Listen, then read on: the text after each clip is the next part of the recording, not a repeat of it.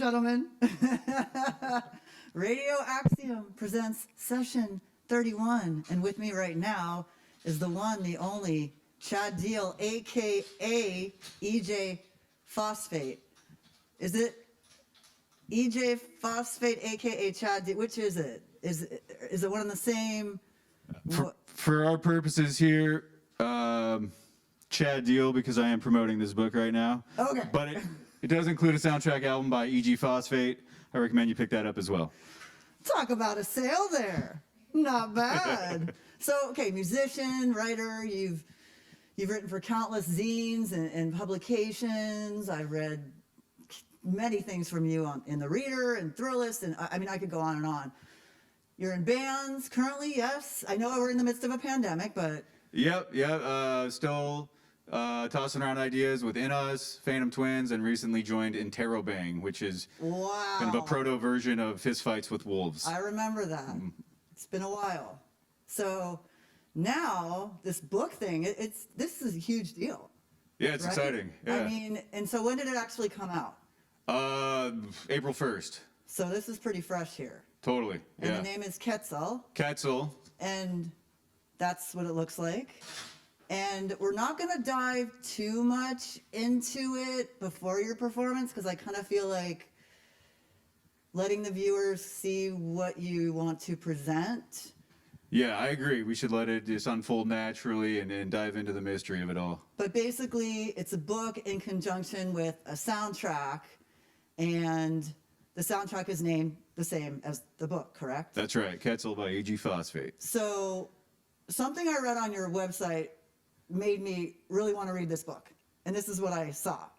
Think Black Mirror with a sense of humor set in San Diego's backyard. First of all, I'm a huge fan of Black Mirror, but for people that don't even know what that is, without, again, doing a spoiler thing, just tell us a little bit about what that means. Yeah, I mean, in the way that Black Mirror makes you question the near future of technology and the darker implications of it all, and occasionally the utopian implications of it all. This book pries into some of that, and an alternate version of that text that you read tacked on to the end on a sturdy dose of psychedelics. And that's another key component of this book, is some fictional telepathic designer drugs that play a important part in the way the story unfolds.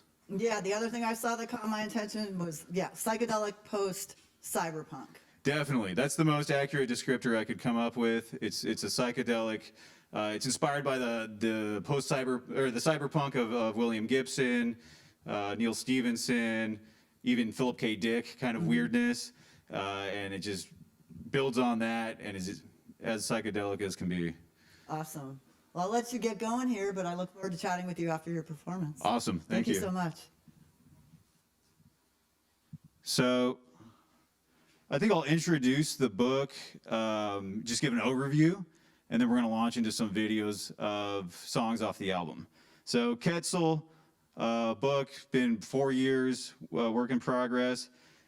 It follows, it takes place in near future U.S.-Mexico borderland, northern Baja region.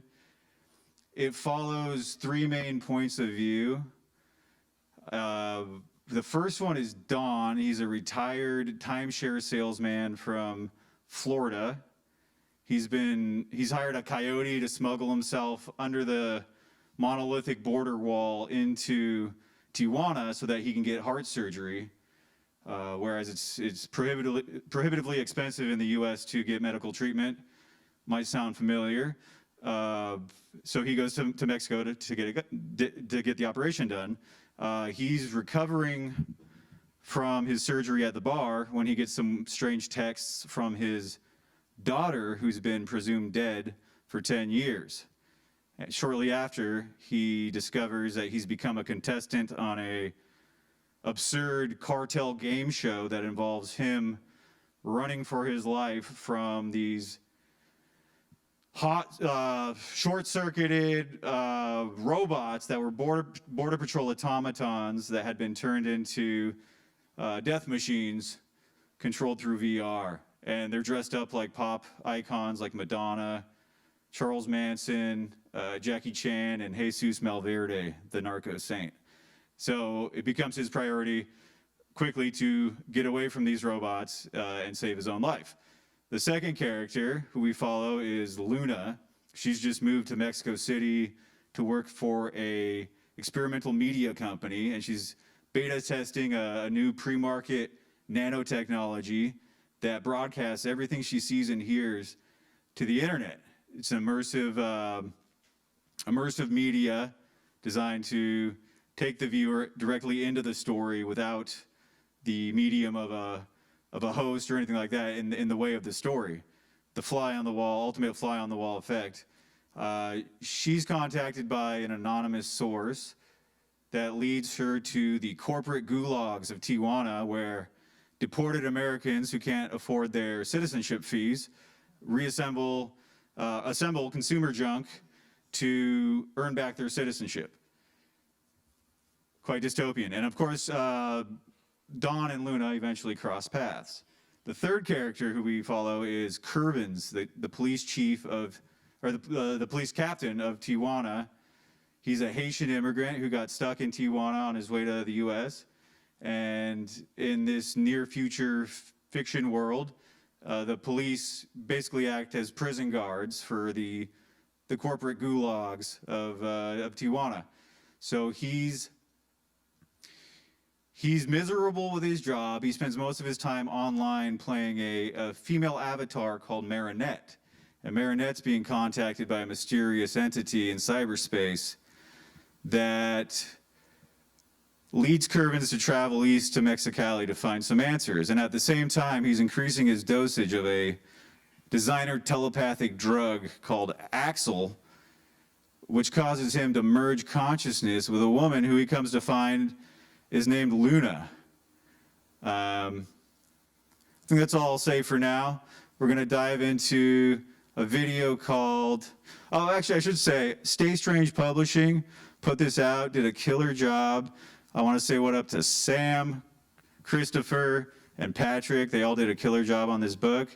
There's a soundtrack that goes with it by E.G. Phosphate. We're going to listen to some of that in a moment here. Cover art, all the interior art, which we're going to get into in a moment here. This map, all of it's by Azteco, a muralist and digital artist from Tijuana. He did a killer job. What up, Azteco? You're amazing. So let's dive in. This one's called Peacock Number Station. It's got some radio jamming, noise jamming from ID Jimenez, and some guitar from One Man Freak Show off his upcoming album Drones. Remixed all of that into some wonky, crowdy, noisy stuff with baritone ukulele and a variety of other instruments. This is called Peacock Number Station.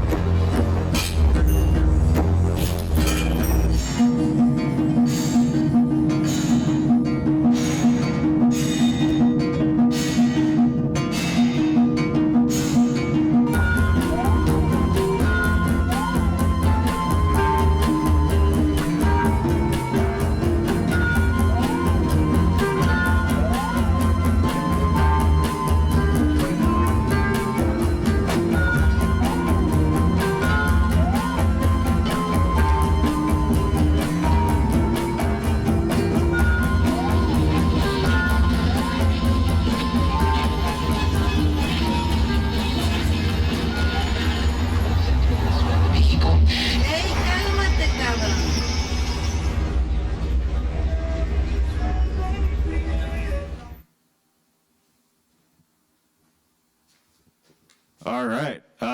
Shout out to Dan Brozo, my climbing partner and music buddy. He did the ghostly vocals on that track. Did a great job. Thanks, Dan. So I'm going to do some reading from the book here. We got, where are we? Page 123. So Dawn and Luna have just crossed paths. They end up in Tecate, which is a Mennonite colony protected by the Los Compas cartel that runs the entire northern Baja region in exchange for them brewing beer.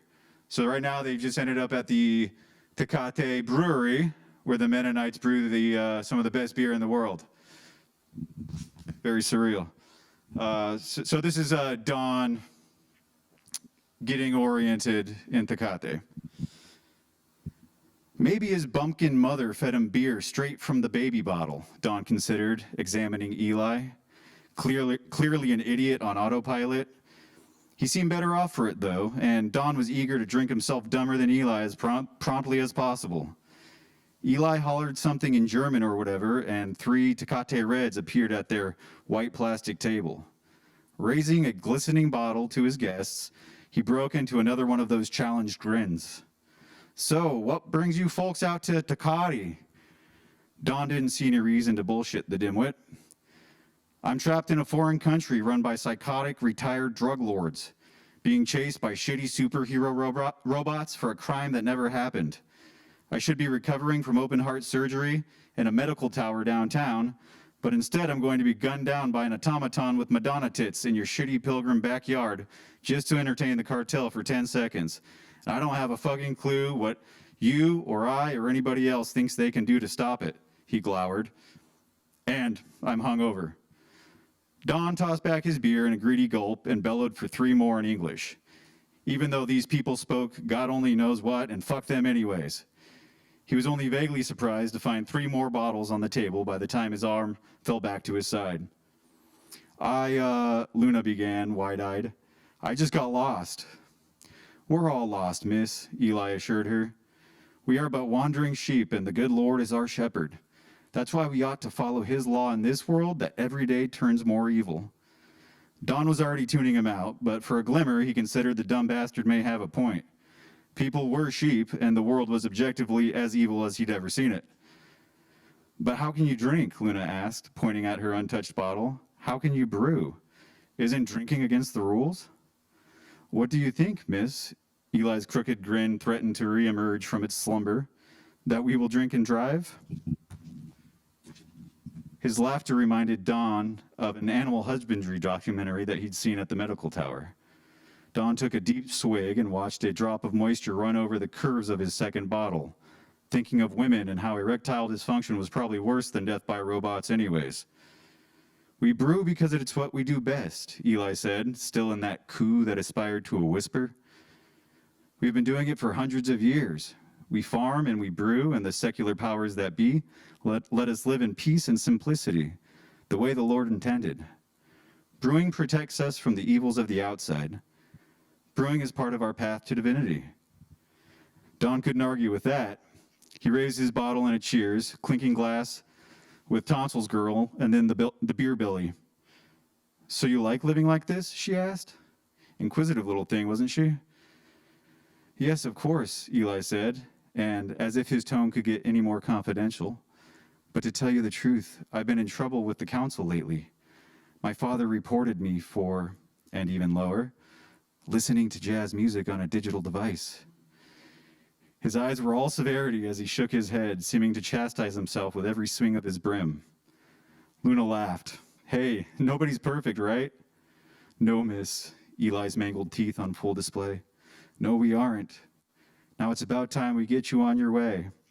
I'll take you to the end of town in my father's buggy. It has a broken window, but I think you will find it very comfortable.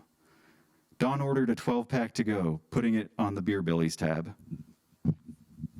Next up, we got a video called Cachanilismo, which is a cover of Les Shock's cover of Los Microwave's song, TV in My Eye. It refers to a chapter near the end of the book at a crazy noise show in Mexicali.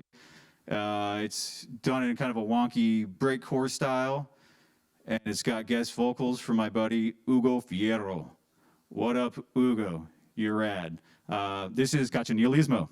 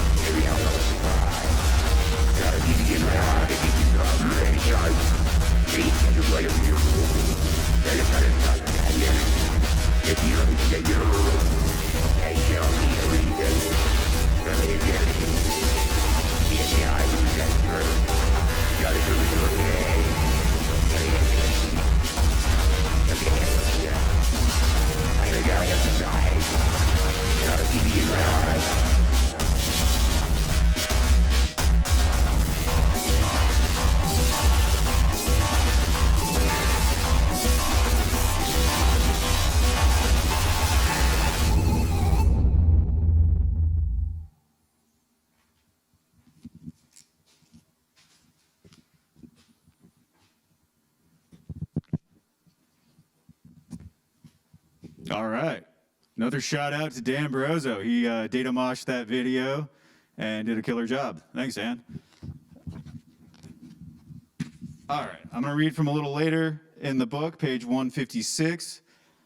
So Curvins has been consuming this drug, axolamine, which is extracted from a genetically modified axolotl or axolotl. Or axolot is the Spanish pronunciation, or axolotl in English. It causes people, it kind of has like an opioid-like effect, but then in high doses, you begin to merge consciousness with the people around you. But he's merging consciousness with someone he's never met before. And, well, I think that's a good enough setup. So here's what that's like for Curvins. She was like Marinette, except every sense, even taste, scent, thought, and touch became Curvin's own. He felt radiant and capable, and he loved it. Her skin-tight, faded black jean shorts and earth-brown tee gripped her body, reaffirming and delineating her lithe form with every movement. Her heart pounded between narrow shoulders as her dirty Doc Martens carried her away from the burning sky tram, which had slowed just enough to jump from before the emergency brake exploded in a friction fire.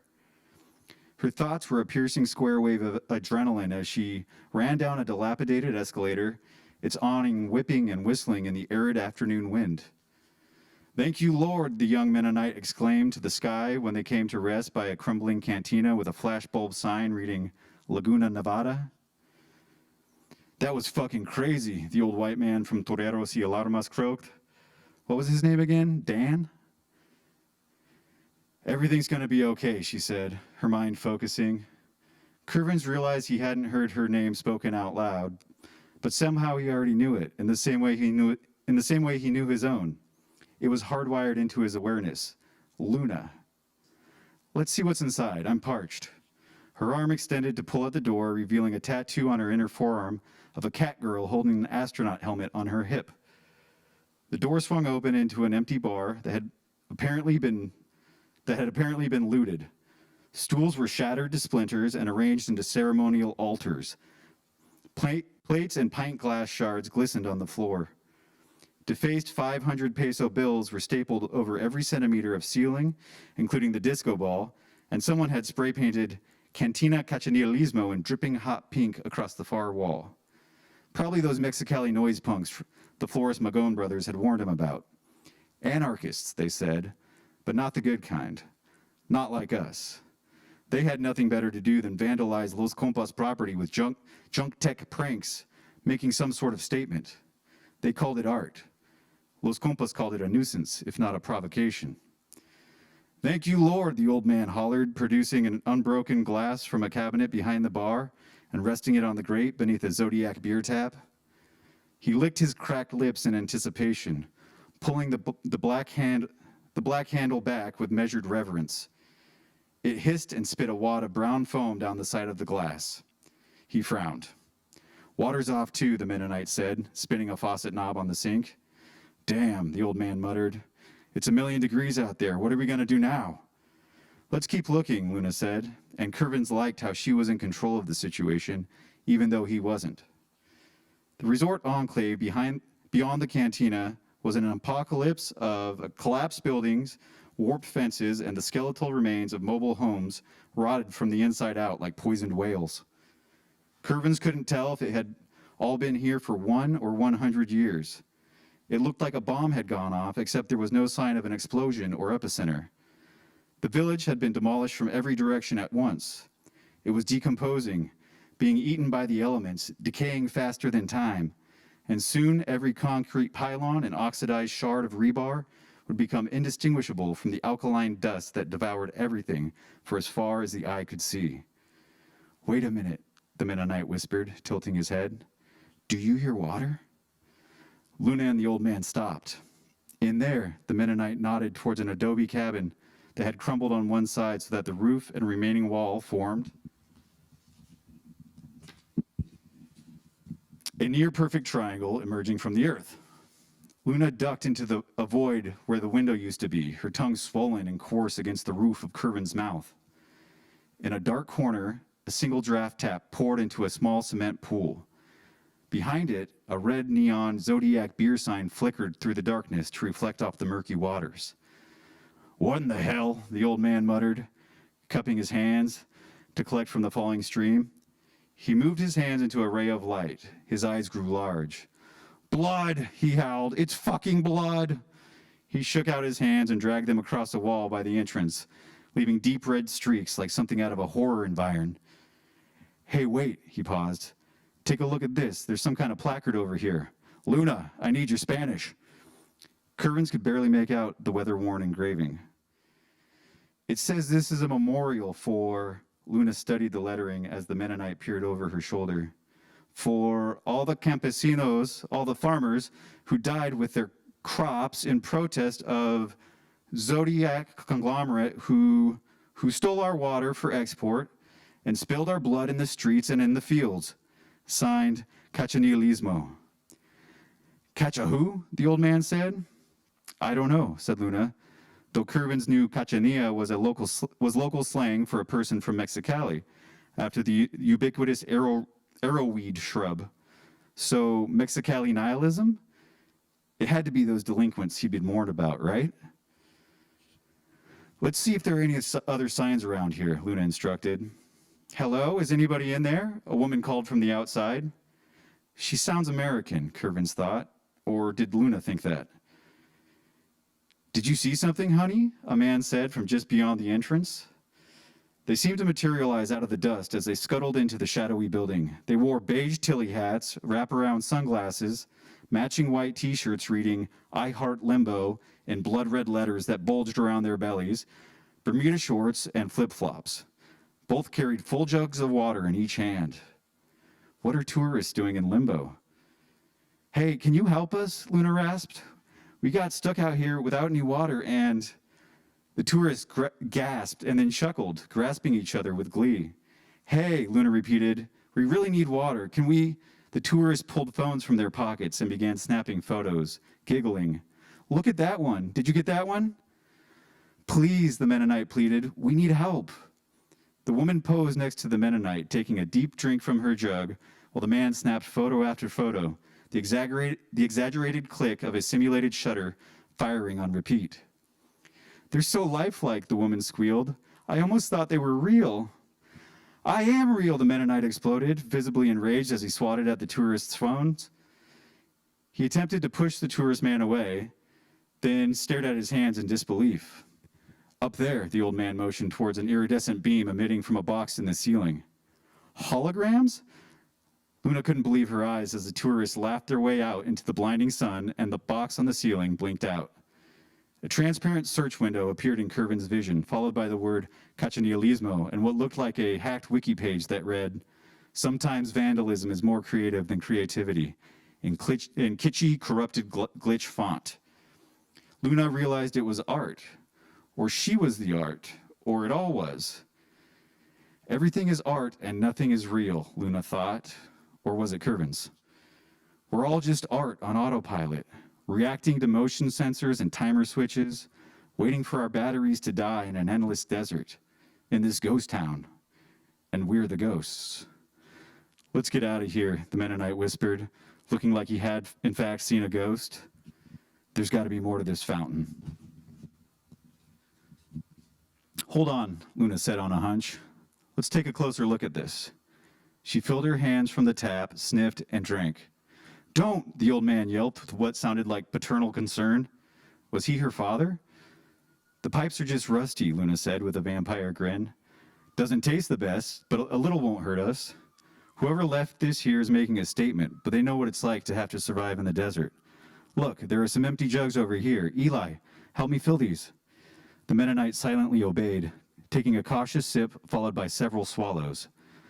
Don, Eli extended the jug to the old man. Don and Eli, Curvins repeated to himself.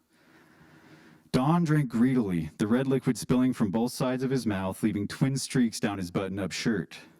Nice Tijuana bolo tie, Eli ribbed, and they all erupted with laughter, even Curvins, who felt better than he had in a long time as he inhaled several deep draws of sacred, dreamy Axel. That chapter was written right after visiting Bombay Beach for the first time. That place is super rad. I recommend you all visit it. All right, let's watch another video. This one's called Pitch Dark Orbs. It references a chapter shortly after what we just read. I made it in Blender. Took a long time to even figure out how to use Blender. But Dan Brozo, again, was clutch in making this happen. He helped render it. Would have taken my computer 76 days. He did it in 3 days. So this is Pitch Dark Orbs.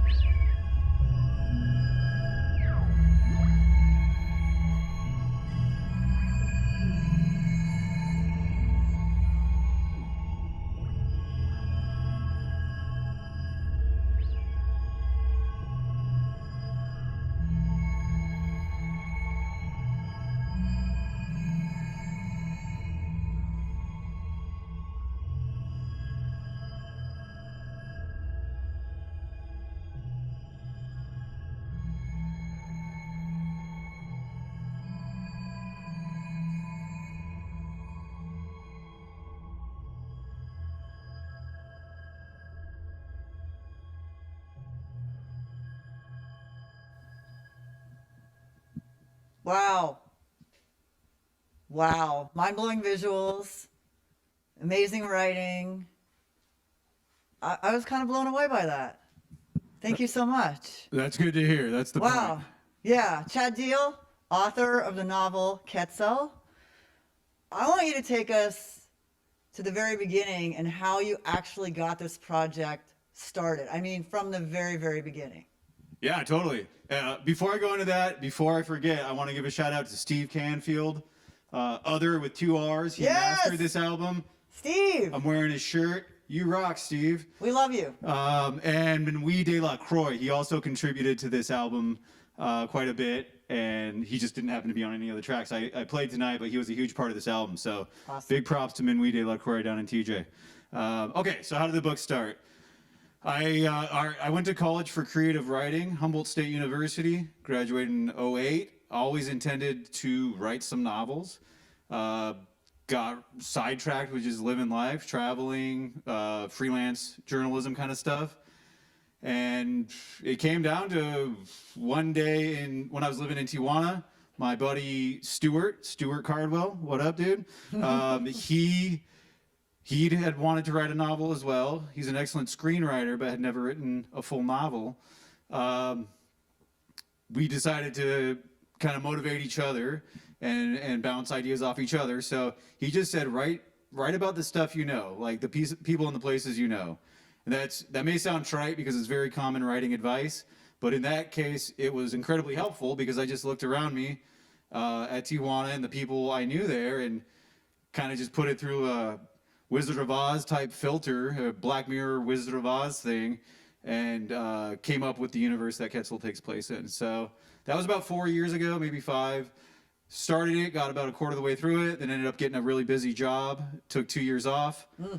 Quit that job to finish the book and just put all my energy into finishing the thing. And here it is. Wow. It's a book. Did you ever actually think you would do that?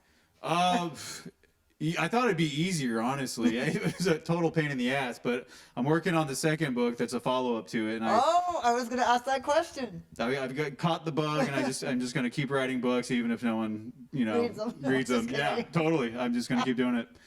So how did the soundtrack come about? Were you in the middle of writing and you said, oh, this should have a soundtrack? How did that work? Yeah, I had a couple songs kicking around on my laptop that I had just been working on the side.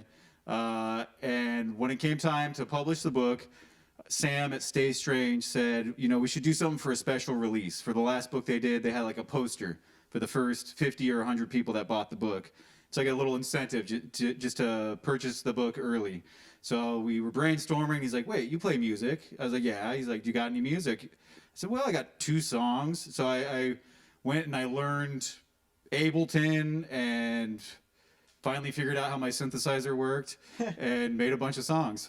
Wow. Wait, so the whole thing's your songs? Yeah. So it's all mine, but it has a handful of songs have samples that were submitted by I.D. Jimenez, Manuel de la Croix, and One Man Freak Show. Okay, because at first I thought you had other people also working with the songs, like actually writing or...